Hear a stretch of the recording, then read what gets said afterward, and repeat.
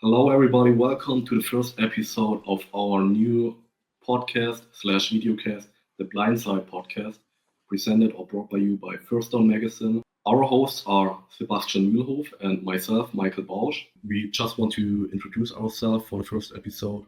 So maybe Sebastian, you wanna introduce yourself right now? Yeah, I can go. I can give a start. So, from people who don't know me, since I'm covering football since several years already. I started with the Stuttgart Scorpions back then as a broadcaster for the GFL team with the Stuttgart Scorpions, where we got to know each other, Michael and me. And I've been with the ELF. I've been mostly, but right now as a sport journalist working, covering the ELF, covering the GFL, covering Europe football, and also the NFL, of course. So that's my background, and we know, Michael, you as a player have probably a different background than me. Yes, exactly. So I started playing American football at the age of 16 with the Ostap Highlanders, played their youth football and 2 years of senior football. Then I switched or I started to study at Stuttgart or at the University of Hohenheim, studied communication science and also started playing for the GFL team Stuttgart Scorpions. And yeah, that was the location or the place where Sebastian and me met for the first time, but also our first guest, Sebastian Blase. And yeah, I would like to introduce you now, Sebastian Blase. Hey, what's up, Hey, how are you fellows? doing? Doing fine. How about you guys? Doing well. Good. Good to have a nice welcoming bag, I would say. Yeah, it's familiar faces all around. So first of all, how are you doing? Like, I heard you were sick the last few days, or you got planning some coaching clinics or some practice camps. So I'm not committed to coaching right now. So all I did was for the Schleswig-Holstein Football Federation teach a class for their C license, for their coaches licensing, and we touched on 3D coaching. Yeah, had that class run in the morning. Sounds nice. But like we had the idea that we want to start the interview with 10 fast icebreaker questions. So we spontaneous as possible. It's gonna be like just a few questions about yourself to get to know you a little bit better as a person. I would start, or you want to start, Sebastian? Yeah, you can go first. We can switch a little bit back and forth. Okay. All right, So gotcha. first of all, what do you prefer more, college football or NFL games? College, What's your pre-game meal? no meal, empty stomach, just some carbohydrates. So if you could choose one American football position that you have to play for the rest of your life, what position would you choose? Oh, that's pretty easy. That's a linebacker. So next question: Taylor Swift or Travis Kelce? Neither, if I could choose. Okay. Bratwurst, like the good old German way, or hot dogs? Bratwurst. There's nothing better than a good old stadium sausage. Then we go with Gatorade or Hefeweizen, or cold white beer, as it all the Americans know. Gatorade. Don't like alcoholics. Being coached or coaching? Coaching. Favorite pre-game song? Whatever gets you pumped. Depends on the mood. So as a player leading your teams in tackle, so you have great personal stats, but you won't make the playoffs, or worse personal stats, but your team makes the playoffs. Always playoffs, because I didn't gather much personal stats in my career anyways, so I would always prefer the team success. If it wouldn't be American football, which would be your number one sport? I guess handball. That's what I grew up with. Good choice. So thank you very much for the really spontaneous answers. So we would like did a great job. That was easy. If that was the hard part, looking forward to the rest. But maybe to the last question, like why American football? So you started playing with handball, right? Or was it your first sport that you got in touch with? No. So from my family background, I started out playing handball. My whole family plays. My mom played, my dad played, my two siblings play. So it's somewhat of a family business. So I played for 15 years before I ever got in touch with football at the young age of like 21. So I was definitely a late bloomer, but immediately fell in love with it and stuck with it ever since. I would say my second love. So you started at the age of 21. Where did you start your football career? So I did start out with the Jena Hanfrieds in Jena in Thüringen. It's a fourth division program. I moved to Jena for university studies, and I was super fortunate that I ran into great coaches there. One of them was Jörg Hoffmann, former head coach of the Berlin Adler U19 back when Björn Werner was still playing with the Adler. I was just super fortunate, super blessed that I ran into a great coach in the beginning. I think your first coach can make or break the love that you develop for sport. So I consider myself really blessed that I met someone who could immediately like ignite the fire for American football within me. I would agree for 100%. So did you start playing also with the Jena Hanfrieds, playing a linebacker from the get-go, from the beginning? Yeah.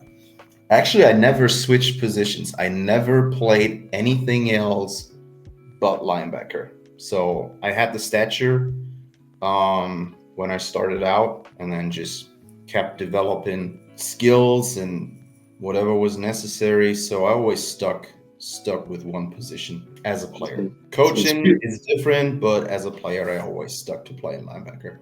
I was never really fond of playing offense. I don't know why that it was. You get taught pretty early as soon as you start playing football. Like you play defense, you don't like the guys on offense. That stuck with me for a long time. Okay, I see. So after you played for the Jena Hanfrieds, I know that you are a 2 times German ball winner with the Braunschweig Lions. How you got in touch with Braunschweig? I moved back to Magdeburg again for university studies. My first head coach, Jörg Hoffmann, he was a former player of the Braunschweig Lions as well. So he got me in touch with Coach Tomlin. When I moved up to Magdeburg, which is about an hour away from Braunschweig, I went up to their tryout. There was like 45 players who showed up for the tryout practice. I think they took 3 or 4 players out of that tryout for the GFL 1 team, and I was fortunate to be one of the guys. So always traveled back and forth between Magdeburg and Braunschweig, between university studies and football. Yeah, that's basically how I started out at playing GFL 1. I was gonna say though, the first year was really tough. I would call my position starting 25. So between the 25-yard lines, that was my starting spot on the sideline. Didn't see the field much, but I think that's to be expected. I mean, you come up from a 4th division program to one of, if not the best German program in the GFL. So the expectations were properly managed, and I took the opportunity just to learn, and was fortunate to learn from some great players like Kevin Homri, maybe one of the best linebackers, German linebackers that ever played. That was my experience. We were super talented all those years. Pretty blessed that we finished out those 2 years with 2 German Bowl championships and 2 European championships, like Big 6 Euro Bowl champs. Sweet. So after your time in Braunschweig, you switched the city, but then also got in touch with us, 2 crazy guys. Yeah. With the Stuttgart Skorpions. That's where all the cool people meet up in Stuttgart. Exactly. How was it for you? Like, I mean, you came from the best program in Germany for sure. How was it to come to a GFL South team? I mean, you have to make the comparisons between the North and the South programs for sure. How was it for you, the transition? Well, first off, you feel the expectations. I mean, you just transferred in after winning a German Bowl the previous season. So people have much higher expectations for you to perform on the field. I, for myself, never really had that expectation to come in and be a starting player just because I transferred in from Braunschweig, because I knew my own position. I knew I wasn't a starter at Braunschweig. I was just one of the guys. So I knew I had to earn any playing time that I was given. So I would definitely say managing expectations in the beginning. Culture-wise, I would say in Braunschweig, we had a team where everybody was basically at the top end of their game. We had players from all over Germany traveling back and forth to Braunschweig to play and win a championship. I felt like the culture in Stuttgart was much more like, hey, we're the Stuttgart guys. Many more players that came from Stuttgart or from the Stuttgart region. A lot of guys that played youth football together. They came from the U19, from the Stuttgart Scorpions or the neighboring clubs. So gave a little bit of a different vibe, but I wouldn't say I didn't like it. I say it was pretty much along what I enjoyed. Yeah, at your time, I know when we both were playing for the Stuttgart Scorpions or part of the club, we both coached the youth programs. You coached the under 19 guys.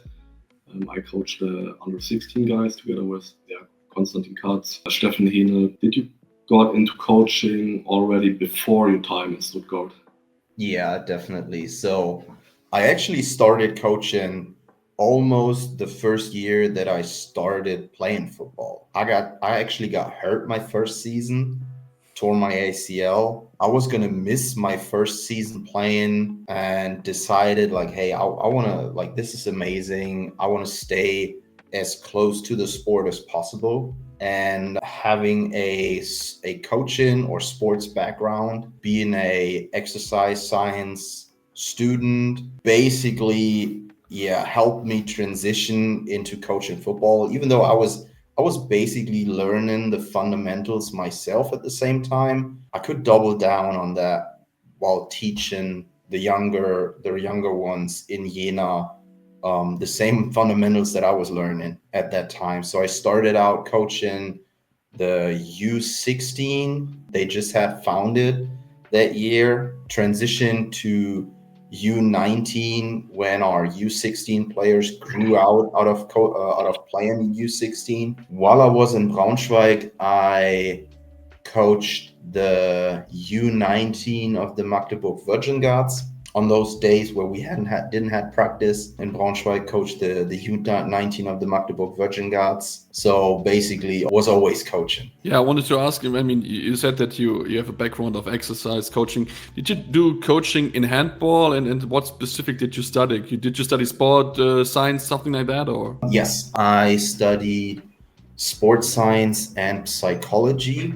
That's like an interdisciplinary study field. And I was already coaching in handball before. So I think I said in the beginning, it's like a family business. So my mom's a coach, my dad's a coach, my grandpa was a coach. Yeah, but you didn't do a referee or something like that, right? No. Or, okay. No.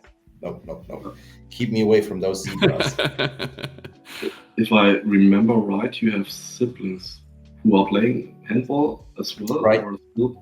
2 siblings, 2 younger ones. They're not coaching, not yet. My sister might start. But then handball, right? Or not? Or American football? Yeah, she's stuck. She's the one that really, she's stuck with handball. She became a professional in Germany. She just ended her career about 2 years ago. So now she's more focused into family planning and maybe transitioning to become a coach. So you started coaching already at your like local home team. When did you have the feeling, myself as a coach, I want to invest more time into coaching than into playing? Like, did you have a moment in your career, as in your player career, where you had the feeling, okay, now it's time to switch the side? Well, that was played basically in that I think it's 2019 season, like off season between 2018 2019. I wouldn't necessarily say like an injury or whatever forced me to the sideline. It just felt like the right thing to do. After a while in the sport, your recovery time gets longer and longer, right? Let's say you play on a Sunday, and usually you would need to be back in the gym for lifts on Monday, but you don't really feel like it. And then on Tuesday, first practice rolls around and you're still sore, and you're still sore on Wednesday. At some point, you got to decide like how much quality of life is that if you don't have all the resources and whatever's necessary to keep yourself like recovered and ready to practice and ready to this. So I decided, hey, I got a passion for coaching. I wouldn't necessarily say for it that I got into it first for like the right reasons. I think a lot of young coaches that just finished their playing career, they're super competitive, and you kind of get into it as like an extension of your own playing career, right? You've been competitive as a player, you want to win, you want to compete, and if you transition directly into coaching, that kind of trait that I guess transfers with you. And first couple of years after playing, the focus was more on winning. And I think then late 2018, 2019, that perspective changed a little bit due to the exposure to some really great experienced coaches that set my mind straight, focusing on Who were the coaches? Drop some names. Mario Campos Neves, and then the connection that was made to coaches in the United States within the circle that I'm still like moving within. So that kind of changed my perspective, and led me to really taking ownership of coaching as my passion for myself. That's perfect that we are at this point right now. You mentioned Mario Campos Neves. I hope I pronounced the name correctly. We can see it on your. Some say so. We can see it on your sweater, Alabama Crimson Tide. How was it for you to be in the inner circle of like the coaching elite in Europe at this time, or how was the experience for you traveling to the States and collect all these memories? Yeah, of course. How would you describe this time? So first off, I think when you start out coaching, you are more or less replicating what you got taught as a player, right? You start out coaching what you feel comfortable teaching. That was basically the first time that I got introduced to some outward coaching ideas, and through that connection that our head coach Mario made through work with the university in Tuscaloosa, we were fortunate in 2018 that we had a crew, basically two crews of coaches, one from the inner circuit from the University of Alabama in Tuscaloosa, and one from the Southern Alabama FCA, which is centered around the Mobile, Alabama area. They both came visiting on a trip to Germany.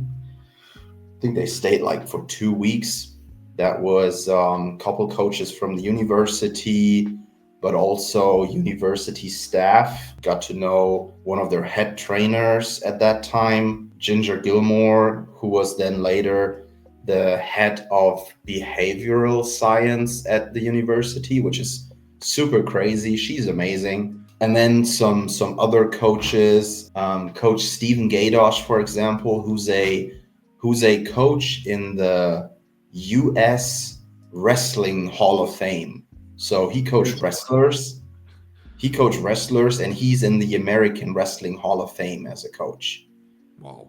Like he taught so many Olympic wrestlers, Olympians, which is crazy. That was one part. And the other part was high school coaches from the Mobile area, Southern Alabama area. So basically 2 crews that met and then traveled to Stuttgart, stayed for 2 weeks. And I was fortunate at that time, didn't have much else to do, but start forming relationships, fostering relationships. And those relationships, I would call them friendships now, lasted throughout the past 7 years, led to me bringing over one of those coaches this year. This might be something we touch later on, but yeah, really opens your eyes, like how football is lived, how they breathe football in the US. And then the year after, decided to take my girlfriend, and we would travel over to the United States. And we stayed for, I think, 4 weeks in total. Stayed in Tuscaloosa for 2 weeks at the university. And that was where I was able to really take a peek behind the curtain in meetings, in practices, in preparation, leading up to a regular season game. And you get a little bit flabbergasted, I'd say, just with how much professionalism, how much passion, how much time investment goes into the sport if you want to excel at that level. A little bit of a culture shock, I guess. If you ask German players to practice more than twice a week, you get eye rollers already. And the question is like how bad you want it. Like, I mean, at the end of the day, everyone is... But you got most GFL teams practicing only twice, maybe 3 times a week. And now you're in an environment where you practice like sometimes twice a day. And then you got meetings and lifts. So they do breathe football in the South. That's just different.